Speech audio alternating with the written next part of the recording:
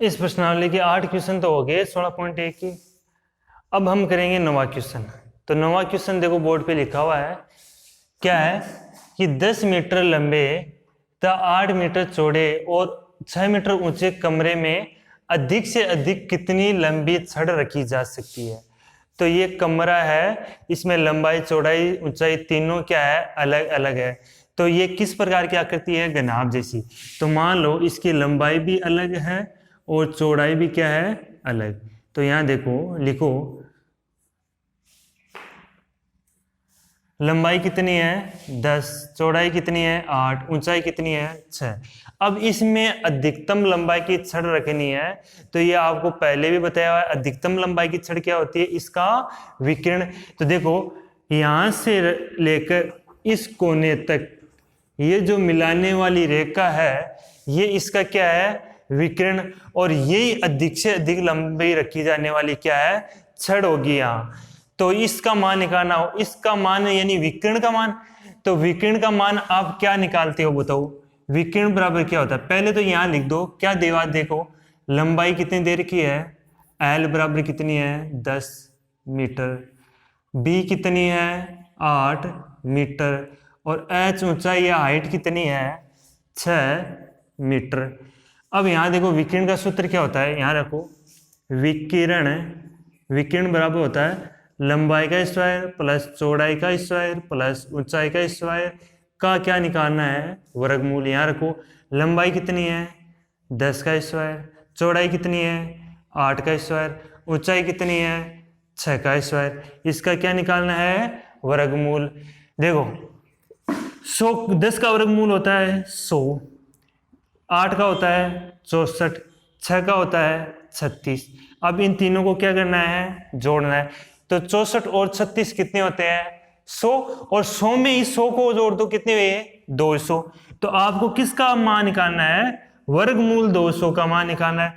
अब 200 को है वो इस प्रकार लिख सकते हैं, 2 गुणा 100 लिख सकते हैं, 2 इंटू क्या लिख सकते हो 100, या तो 100 का वर्गमूल तो आपको पता है 100 बाहर आएगा तो कितना हो जाएगा 10, या फिर इस प्रकार लिख लो, देखो 2 कोष्टक 100 को भी इससे लिख सकते हैं 10 गुणा 10, क्योंकि 10 गुणा 10 कितना होता है 100, और 100 को जब 2 से गुणा करेंगे तो क्या आएगा 200, तो वो मान ही तो है। तो इसके टुकड़े के लिए अब दो संख्याओं का जोड़ा बन गया, और इन जोड़े में से या इन दो संख्याओं में से एक संख्या बाहर आ सकती है वर्गमूल में। तो अंदर क्या बचेगा, सिर्फ ये 10 तो आएगा, बाहर आ गया। तो वर्गमूल में कौन शेष रह गया 2, और वर्गमूल में 2 शेष रहा है, तो 10 अंडरूट 2 हो गया। तो इस अंडरूट 2 का या वर्गमूल 2 का मान कितना होता है, देखो यहां रखो 10 इंटू वर्गमूल 2 का मान होता है ये 1.414। अब ये 10 से गुणा होगा तो कितना हो जाएगा 14.14 हो गया। तो ये क्या निकल के आया, इस विकिरण का मान या अधिकतम लंबाई की जो छड़ है उसका मान निकल के आया 14.14। देखो किस में आएगी, मीटर में है, सब मीटर में है। तो यहां पर भी ये किस में आएगी, मीटर में। तो ये अधिकतम लंबाई की जो छड़ है उसका मान आया 14.14 मीटर। यहां देखो क्वेश्चन नंबर आगे 10, 9 हो गया। 10 में देखो क्या दे रखा है कि एक घन का आयतन कितना है 512 घन मीटर है, तो उसकी क्या निकालनी है, भुजा। यानी अब की बार हमारे पास क्या है, घन, और घन का आयतन क्या होता है, देखो घन का आयतन होता है भुजा गुणा भुजा गुणा भुजा, यानी भुजा क्यूब या भुजा की पावर 3 बराबर कितना दे रखा है, ये तो दे रखा है 512, ये 512 घन मीटर है इस प्रकार। तो यहां से इस पे देखो पावर 3 लगी हुई है, क्या लगी हुई है, पावर 3। तो इस पावर को हटाया तो इस पे क्या लगेगा, घनमूल। तो यहां क्या शेष रहेगी, भुजा बराबर क्या आएगा 512 पे क्या लगा दो, घनमूल। तो ये किसका मान आएगा, इस भुजा का मान। तो अब इस 512 के ऐसे जोड़े बनाओ या ऐसे टुकड़े करो कि 3 संख्याएं बने वर्गमूल घनमूल में। तो क्या होगा बोलो, 3 संख्या कौन सी होगी, ये 512 किसका होता है? 8 का। तो ये 512 इस प्रकार होगी 8 गुणा 8 गुणा 8। तो ये 512 किसका क्यूब होता है? 8 का। तो 512 के टुकड़े कर लिए। अब तीन संख्याओं का जोड़ा बना और तीन में से क्या बाहर आएगी? सिर्फ एक संख्या बाहर आएगी। तो यहां से भुजा का मान कितना आएगा? 8। एक संख्या क्यों? क्योंकि यहाँ क्या लगा हुआ है? क्यूब लगा हुआ है ना, ये 3 है। तो एक संख्या बाहर आएगी 3 में से। तो ये किस में आएगी? मीटर में। सब मात्रक किस में है? मीटर में। तो अब उस घन की जो भुजा हमें निकालनी थी वो कितनी निकल के आई हमारे पास? 8 मीटर। 10% हो गए। 11% देखो, 11% में क्या दे रखा है? एक दीवार की लंबाई, चौड़ाई और ऊंचाई क्रमशः 5 मीटर में है, जबकि ये 30 किस में है? सेमी में। और ये 3 भी किस में है? मीटर में है। तो एक मात्रक इसमें किसका दे दिया? सेमी का। और दीवार बनाने में 20 × 10 × 7.5 सेमी की ईंटों की कितनी ईंटों की आवश्यकता होगी? ये वो क्वेश्चन है जो जस्ट थोड़ी देर पहले करवाया था। कौन सा क्वेश्चन था? देखो, ये था हमारा क्वेश्चन नंबर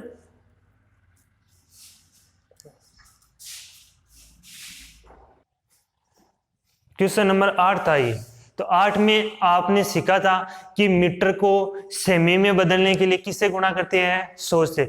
तो वो वाली प्रक्रिया यहाँ नहीं बताई जाएगी, वो तो आपको याद होगी। आपको 100 से गुणा करना है, जो मात्रक मीटर में वो किस में चेंज हो जाएगा? सेमी में। तो हम यहाँ डायरेक्ट सूत्र रखते हैं और सूत्र में हम मान रखेंगे, और बाकी वो 8 नंबर वाला जो क्वेश्चन है उसको देख लेना, ठीक है। तो यहाँ पर ईंटों की संख्या निकालनी हो, किसकी? ईंटों की संख्या यदि निकालनी हो तो क्या करेंगे? जो टोटल दीवार है उसका आयतन बट्टा एक ईंट का आयतन। ये तो होता है ना कि भाई इतनी बड़ी दीवार है, उसका आयतन में एक ईंट का भाग देना है। तो यहां से क्या निकल के आएगी? ईंटों की संख्या। तो ये तो सूत्र याद कर लेना, अगर समझ में आता है ठीक है, नहीं रट लो इसको, ठीक है। तो यहां पर देखो दीवार का आयतन क्या होता है? दीवार का आयतन चाहे ईंट का आयतन लंबाई गुणा चौड़ाई गुणा ऊंचाई होता है। तो यहां देखो, अब यहां डायरेक्ट मात्रक लिख रहा हूं। देखो लंबाई कितनी है? देखो 5 मीटर है। मीटर को किस में चेंज करो? सेमी में। तो क्या हो जाएगा? 500 सेमी। यहां लिख दो। देखो इस पहले दीवार का मैं आयतन लिख रहा हूं ऊपर। देखो 5 मीटर को क्या लिख दूं? 500 सेमी में चेंज हो गया। अब देखो ये किस में है? सेमी में। तो सेमी रहने दो। ये भी देखो यहां रख दो। 500 भी क्या है? सेमी है। 30 भी क्या है? सेमी है। और 3 ये मीटर है, तो मीटर को सेमी में बदला तो किससे गुणा किया? 100 से। तो 300 किस में हो गया? सेमी में। अब नीचे देखो, नीचे भी देखो 20 semi 10 semi, 20 semi into 10 semi into 7.5 semi. तो सब मात्रक किस में होनी चाहिए? सेमी में। तो यहां से देखो कट रहा है, काट दो नहीं। देखो यहां लिख दो नीचे। देखो 500 इंटू 30 इंटू 300 हो गया, और 20 इंटू 10 इंटू 7.5। ये पॉइंट 18 में, इस 7.5 का ये पॉइंट 18, तो ऊपर क्या लगा दिया जाए? 10 या एक 0 लगा दो। अब जो मान कट रहा है वो काट दो। देखो 1 और 2 0 है, तो इनसे ये वाली 0 काट लो, ठीक है। अब 3 बचे यहां, तो 3 में इसमें 3 भी काट दो और इसमें 3 का भाग दो। 3 2 6 3 5 15। तो कितना आया? 25। इसमें भी 5 का भाग दे दो। कितना आया? 1 बार 00। इसमें भी 5 का दो। कितनी बार? 5 बार। देखो इसका आधा करो, कितना आया? 50। इसका आधा कर दो। 0 तो पहले गया हुआ, तो 2 का आधा किया तो क्या आएगा? 1। या फिर इसमें 2 का भाग दे दो। 100 में 2 का भाग दिया तो कितना आया? 50। 5 का भाग किस में दो? 50 में। तो कितनी बार गया? 10 बार। तो देखो नीचे भी सब कट गए हैं, नीचे कुछ नहीं बचा। ऊपर क्या बचा है? देखो ऊपर 1 तो बच गया। 10 इंटू 30 इंटू 10। तो इन सब को गुणा करो। गुणा किया तो कितना आएगा? 1 2 3 0 लगा दो। तो कितनी आई? 3000 ईंट। तो उस दीवार को बनाने के लिए कितनी ईंटों की आवश्यकता होगी? 3000 ईंटों की आवश्यकता होगी। अब एक लास्ट क्वेश्चन और बचा अभी,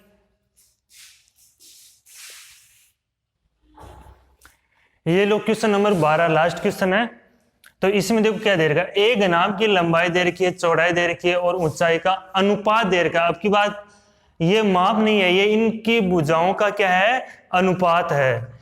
और क्या निकालना है? इनका संपूर्ण पृष्ठीय क्षेत्रफल भी दिया हुआ है और इनकी भुजाएं आपको, या कोर यानी भुजा आपको निकालनी है।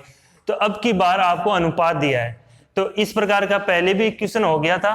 तो यहां देखो, पहले लिखो लंबाई, चौड़ाई और ऊंचाई, ये तीनों का अनुपात कितना है बताओ?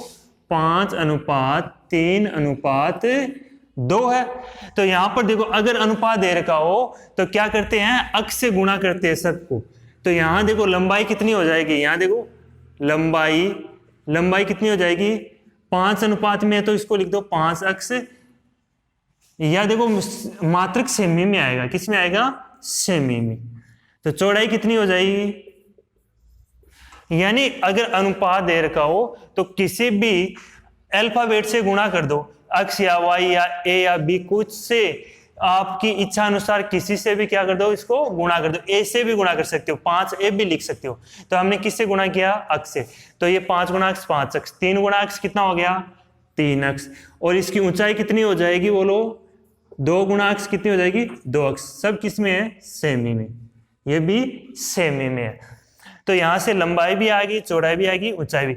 अब हमें किसका मान चाहिए? यहाँ अक्स का मान निकालना है। अक्स का मान यहां रखना है, फिर क्या आ जाएगी? लंबाई चौड़ाई तीनों आएगी।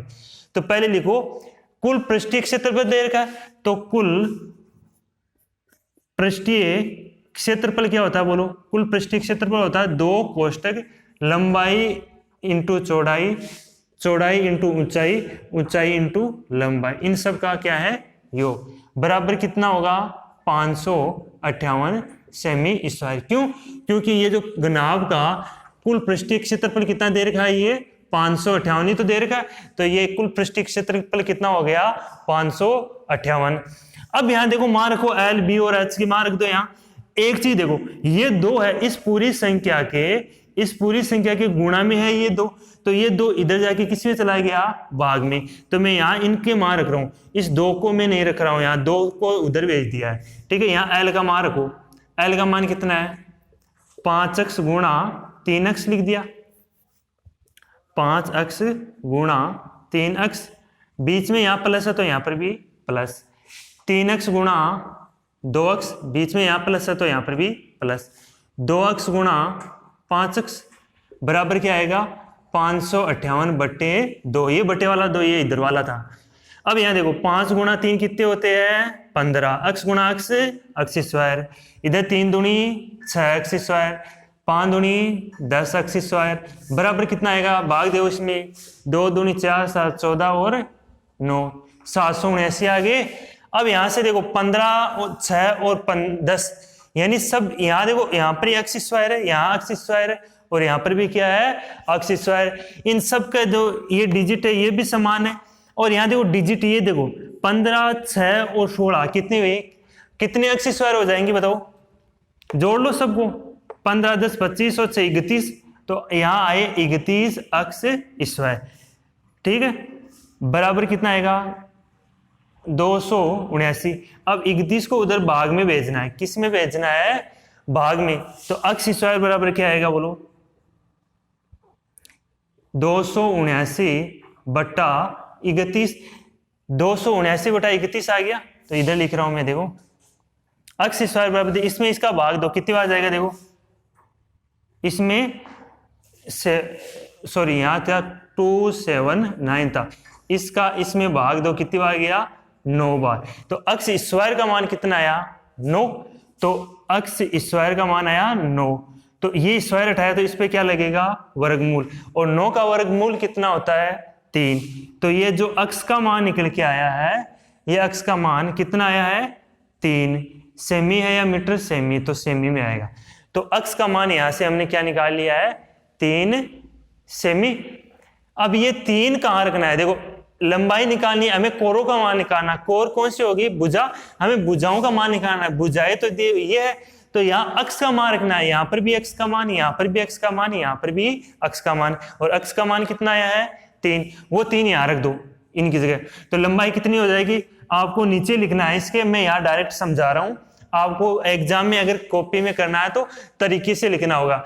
यहाँ लंबाई क्या दे रखी है, चौड़ाई क्या दे रखी है, ऊंचाई क्या है, फिर लास्ट में इधर निकालना है। अतः लंबाई क्या होगी? 5 अक्ष, यानी 5 गुणा कितनी रखूं अक्ष की जगह? 3। तो यहाँ 3 से गुणा करो, 5 गुणा 3 कितने होते हैं?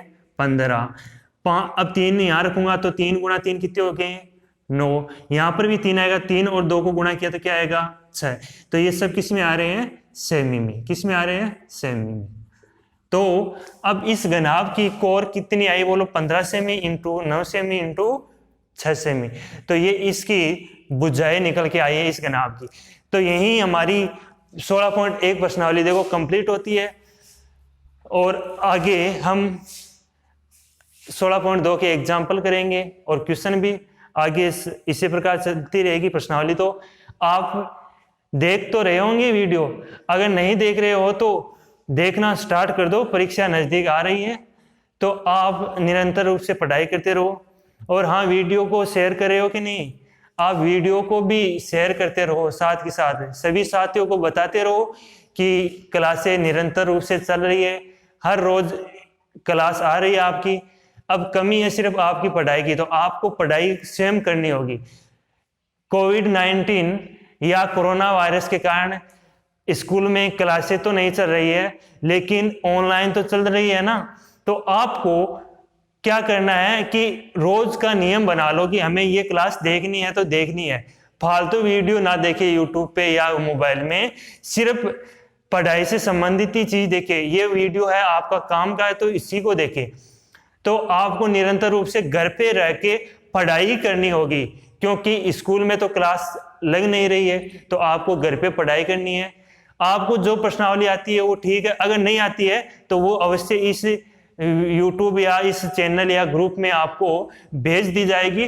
तो आप इसको क्लास को पढ़ना है और इसका फायदा उठाना है। चलो ठीक है, तो आप निरंतर रूप से पढ़ाई करते रहिए।